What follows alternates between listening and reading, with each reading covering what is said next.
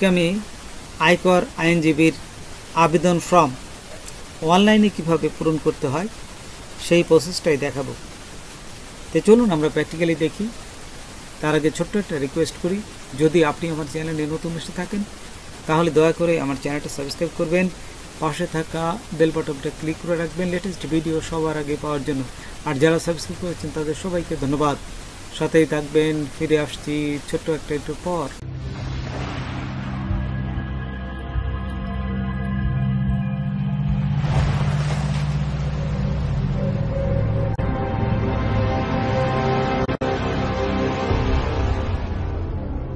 প্রথমে গুগলে আসবেন।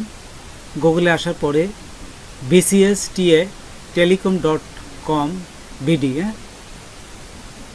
এটা লেখার পরে এই যে এইখানে এই ধরনের একটা পেজ আসবে। আপনারা দেখুন দ্বিতীয়টা অ্যাপ্লিকেশন ফর্ম ফর আইটিপি, এটাই ক্লিক করবেন। আচ্ছা, এটা ক্লিক করার সাথে সাথে দেখুন আমাদের আরেকটা পেজে নিয়ে যাবে। আমরা আচ্ছা ক্লিক করলাম। ক্লিক করার পরে একটু অপেক্ষা করি, অনেক সময় নেট স্লো থাকে। এই দেখুন এখানে চলে আসছে। তো এখানে এই যে সিলেক্ট করবেন ইনকাম ট্যাক্স, যা কর আইনজীবী, এখানে ক্লিক করার পর তারপরে এইখানে দেখুন প্রিমিয়াম মেম্বার অফ, এখানে নো দিবেন। যেহেতু এখানে নো দিয়ে এই যে নেক্সটে ক্লিক করবেন। তারপর দেখুন এখানে অ্যাপ্লিকেশন নেম আসছে, father name, mother name, date of birth, তারপর আপনাদের অ্যাড্রেস, এগুলো সব কিছু আসবে। আপনারা এগুলো ফিল আপ করতে পারবেন। আমার এগুলো দেখানোর দরকার নাই। এই যদি দেখাইতে যায় অনেক সময়ের ব্যাপার, তো যখন এইগুলো আপনারা নিজেরাই ফিল আপ করবেন। তারপরে দেখুন নিচে আছে কোয়ালিফিকেশন, মানে শিক্ষাগত যোগ্যতা, এসএসসি, এইচএসসি এবং মাস্টার্স বা ব্যাচেলার ডিগ্রি যেটাই থাক, আপনাদের এইখানে এগুলো ফিল আপ করবেন। তারপর এখানে একটা কোড আছে, যে ভেরিফিকেশন কোড দিবে শেষে, এই কোডটা ফিল আপ করে এই যে নিচে টিক চিহ্ন দিয়ে এখানে সাবমিটে ক্লিক করবেন। আচ্ছা, সাবমিটে ক্লিক করার সাথে সাথেই দেখুন এখানে কিন্তু চেঞ্জ করার অপশন দিবে। এই যে এখানে দেখুন চেঞ্জ নিডেড, যদি আগেরগুলো কোনো জায়গায় সমস্যা হয় আপনি click here two edit the application, এখানে ক্লিক করে কিন্তু আগেরগুলো আবার সংশোধন করতে পারবেন। তারপর এইখানে আপনাকে একটা ছবি দিতে হবে। ছবিটা হবে হচ্ছে এপিজি সাইজের এই ফরম্যাটটা হবে, এবং এটা হবে 100 কিলোবাইট, এবং একটা সিগনেচার করতে হবে। এই সিগনেচার হবে, তারপরে যে একটা সিগনেচার হবে, এই সিগনেচার হবে 300x80 পিক্সেল, কিন্তু এটার সাইজ হবে 60 কিলোবাইট। তো এইগুলো ফিল আপ করতে হবে, এই ছবিটা এবং সিগনেচারটা। এখানে এই যে চুজ ফাইলে ক্লিক করে এখানে আপনাদের ছবিটা আনতে হবে এবং সিগনেচারটা আনতে হবে। তো কীভাবে আনতে হয় বা কিভাবে সাইজটা করতে হয় ফটোশপে, সেটা আমি এখন আপনাদের দেখাবো। তো চলুন আমরা ফটোশপে যাই। ফটোশপে আসার পরে এই যে ছবিটা আমি এনেছি, এই ছবিটা সাইজটা কিভাবে দিবেন দেখুন। আমি আরেকটা দেখাচ্ছি, যে ফাইলে যে নিতে যাবে, এখন এই যে 300x300 এবং 72, এটা দেওয়ার পর এই যে ওকেতে ক্লিক করবেন।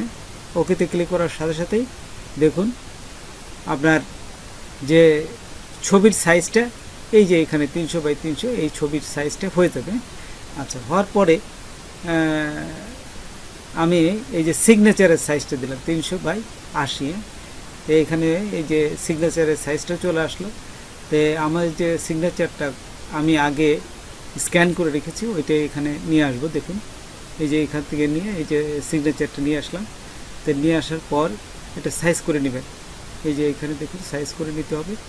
এই যে এখানে সাইজ করবেন, এবং যদি কোনো সমস্যা হয় না করতে পারেন, এই যে এইখানে দেখুন রেশিওর এই যে অপশনটা আছে, এখানে ক্লিক করবে। এখানে ক্লিক করলে আপনাদের এরকম সমানভাবে বড় হবে না, তখন যতটুকু দরকার আপনি ঠিক ততটুকুই ছোট বড় করতে পারবেন। এই যে রেশিও এখানে নিয়ে এই যে এখন দেখুন এই ছোট বড় করা যায়।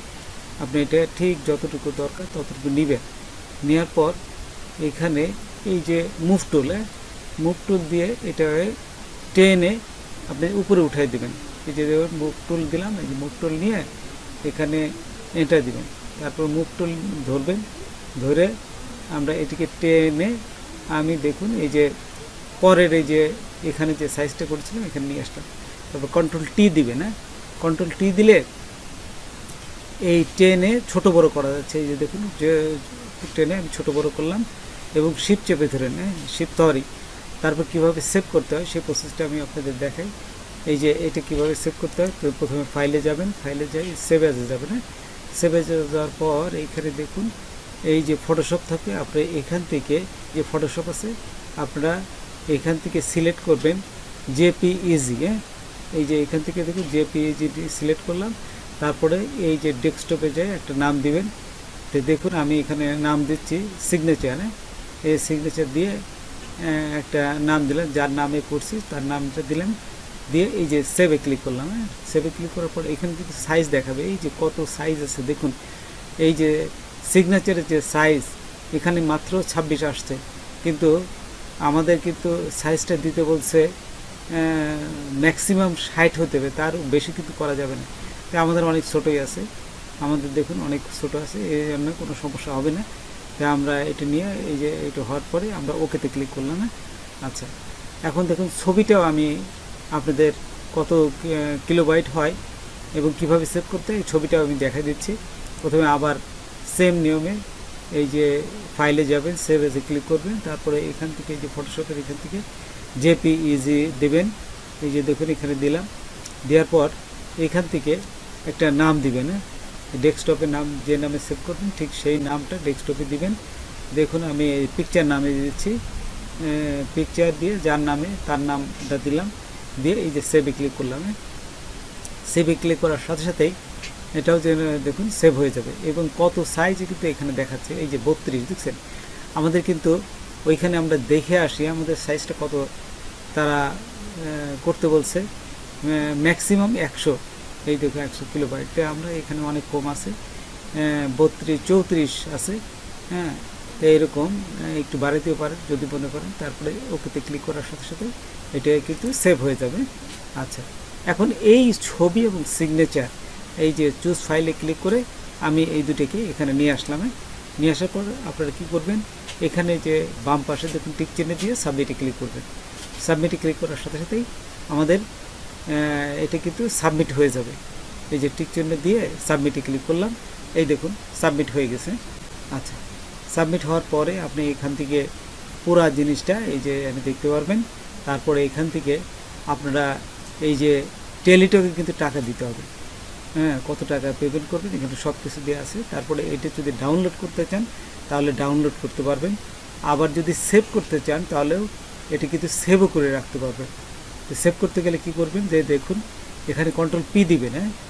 এই যে দেখুন প্রথমে কন্ট্রোল পি দেওয়ার সাথে সাথে এই যে এখানে এই জিনিসটা আসবে। তারপরে ডকুমেন্টেশনে এই জায়গা ক্লিক করে ওই দিকে সেভ অ্যাজ পিডিএফ, এই যে এখান থেকে সেভ করা যায়। আর যদি প্রিন্ট করতে চান তাহলে এখান থেকে সরাসরি এই যে প্রিন্টে দিলে কিন্তু সরাসরি প্রিন্ট হবে, এই যে সরাসরি প্রিন্ট দিলে প্রিন্টও করা যায়। তো এইভাবে আপনারা আপনাদের ডকুমেন্টগুলো কাছে রাখবেন।